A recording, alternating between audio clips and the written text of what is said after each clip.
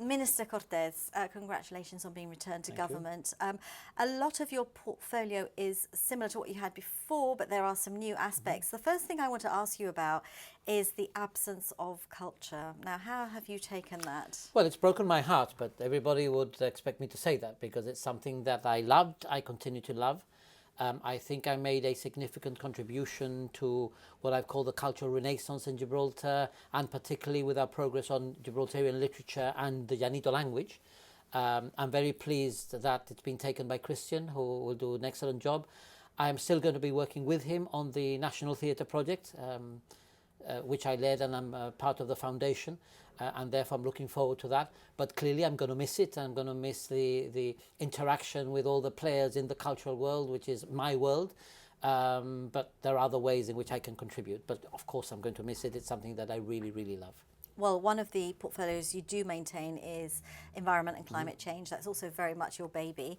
And I wanted to ask you, looking through the manifesto, there's so much there.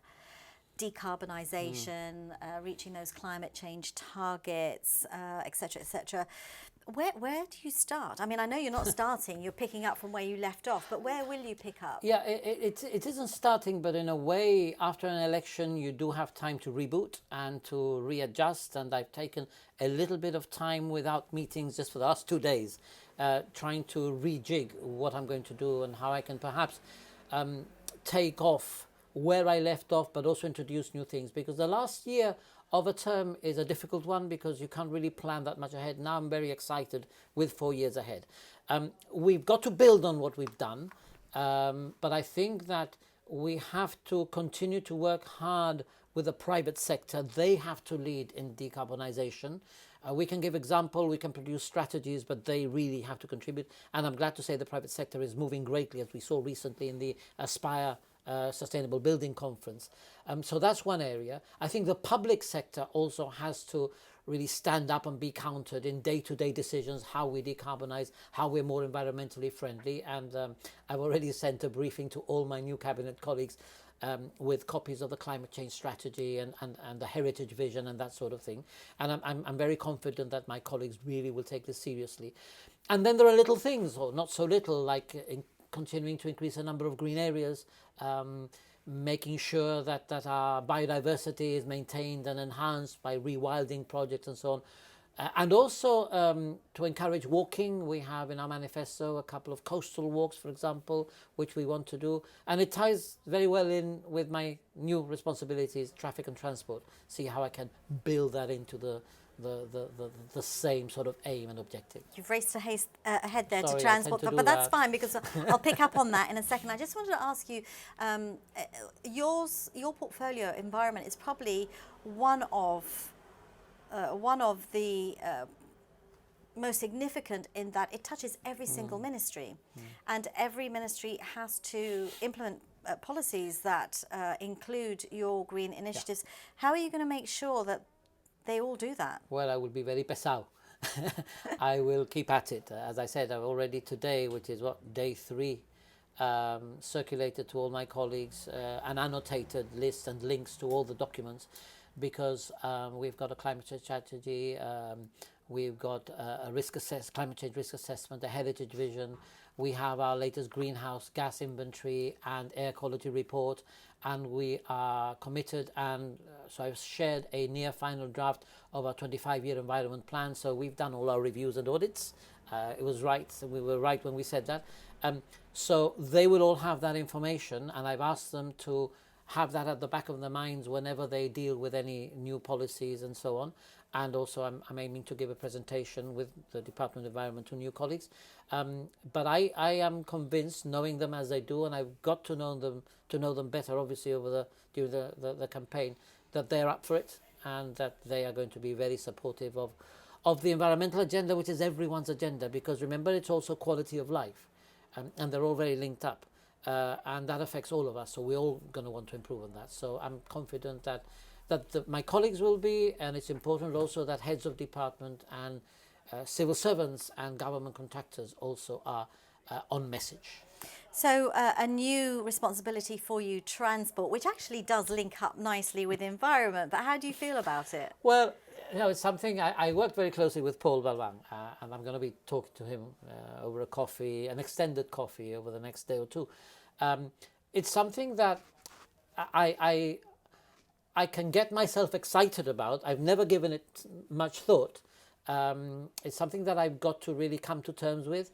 I think there are huge possibilities here because now the biggest contributor to urban pollution is traffic, and therefore the aim of reducing traffic and what you don't reduce you electrify are ones that go very well with our climate change strategy and our aims within the climate change strategy.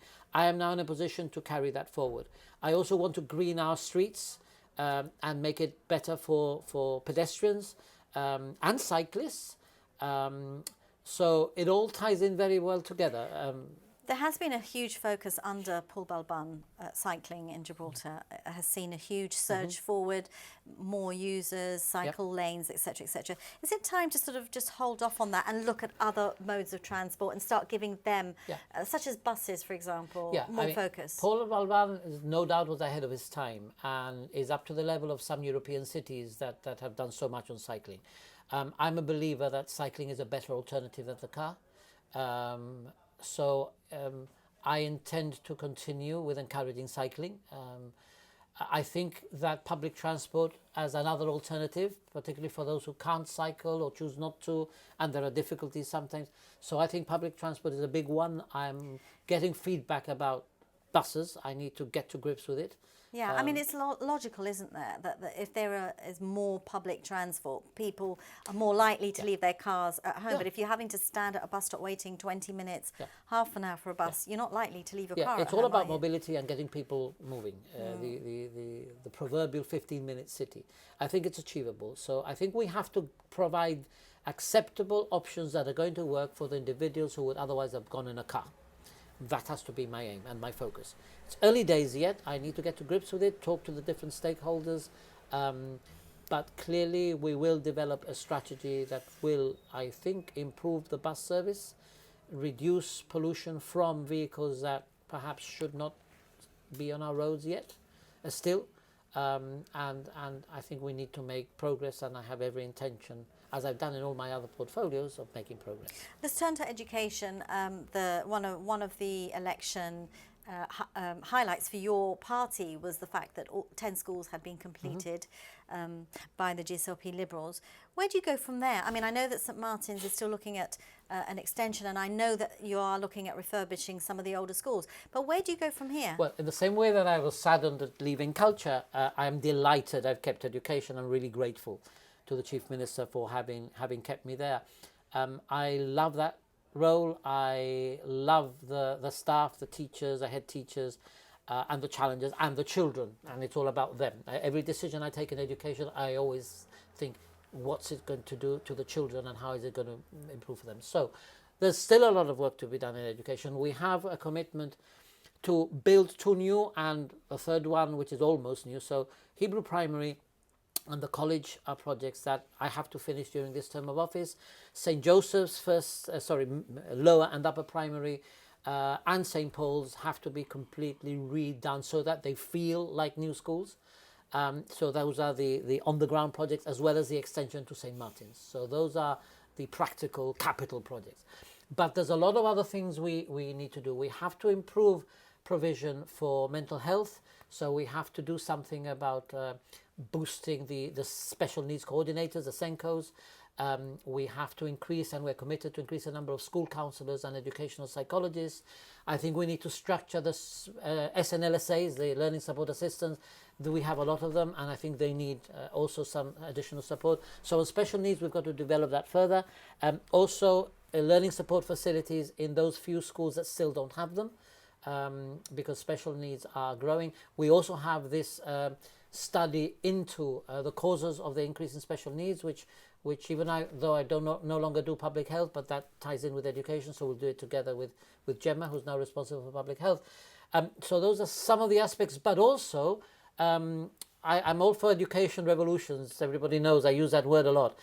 We've got to look at what the UK's new plans for their curriculum and so on are, whether we think that this is something we should adopt here, or whether this is the time to start looking at moving away from the traditional UK and have our own, provided it's accredited and qualifications are accepted by universities, whether we should do our own thing in education. Also, there's a lot more to do on vocational courses. Christian has training and apprenticeships under his ministry. We've already spoken about working together on developing across vocational and apprenticeships training. I'm really excited about that. I work very well with all my colleagues, but Christian particularly, he's a good friend, and we'll work together on that. There's a lot to do, and that is really, really exciting. I'm really looking forward to that. I see how you've come to life talking about education, but maybe down the line you'll feel the same way about transport, about traffic and licensing, or...